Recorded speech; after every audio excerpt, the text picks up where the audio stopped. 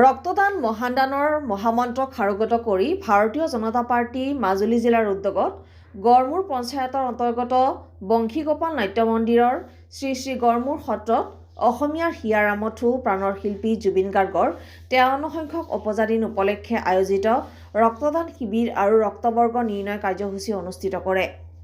মাজুলীৰ জনপ্ৰিয় বিধায়ক ভুৱন গামে ৰক্তদান কৰি প্ৰাণৰ শিল্পীগৰাকীৰ প্ৰতি গভীৰ শ্ৰদ্ধাঞ্জলি জ্ঞাপন কৰে।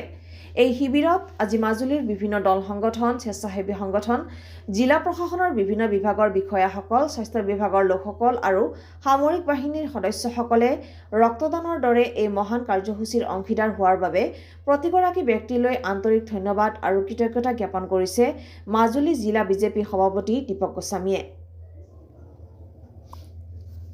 ৰক্তদান মহাদানৰ মহামন্ত্ৰক সাৰোগত কৰি ভাৰতীয় জনতা পাৰ্টি মাজুলী জিলাৰ উদ্যোগত গড়মূৰ পঞ্চায়তৰ অন্তৰ্গত বংশীগোপাল নাট্য মন্দিৰৰ শ্ৰী শ্ৰী গড়মূৰ সত্ৰত অসমীয়াৰ হিয়াৰামঠু প্ৰাণৰ শিল্পী জুবিন গাৰ্গৰ 53 সংখ্যক উপজাদিন উপলক্ষে আয়োজিত ৰক্তদান শিবিৰ আৰু ৰক্তবৰ্গ নিৰ্ণয় কাৰ্যসূচী অনুষ্ঠিত কৰে।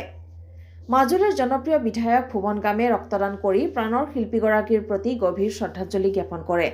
এই শিবিৰত আজি মাজুলীৰ বিভিন্ন দল সংগঠন, স্বেচ্ছাসেৱী সংগঠন, জিলা প্ৰশাসনৰ বিভিন্ন বিভাগৰ বিষয়াসকল, স্বাস্থ্য বিভাগৰ লোকসকল আৰু সামৰিক বাহিনীৰ সদস্যসকলে ৰক্তদানৰ দৰে এই মহান কাৰ্যসূচীৰ অংশীদাৰ হোৱাৰ বাবে প্ৰতিগৰাকী ব্যক্তিলৈ আন্তৰিক ধন্যবাদ আৰু কৃতজ্ঞতা জ্ঞাপন কৰিছে মাজুলী জিলা বিজেপি সভাপতি দীপক গোস্বামীয়ে।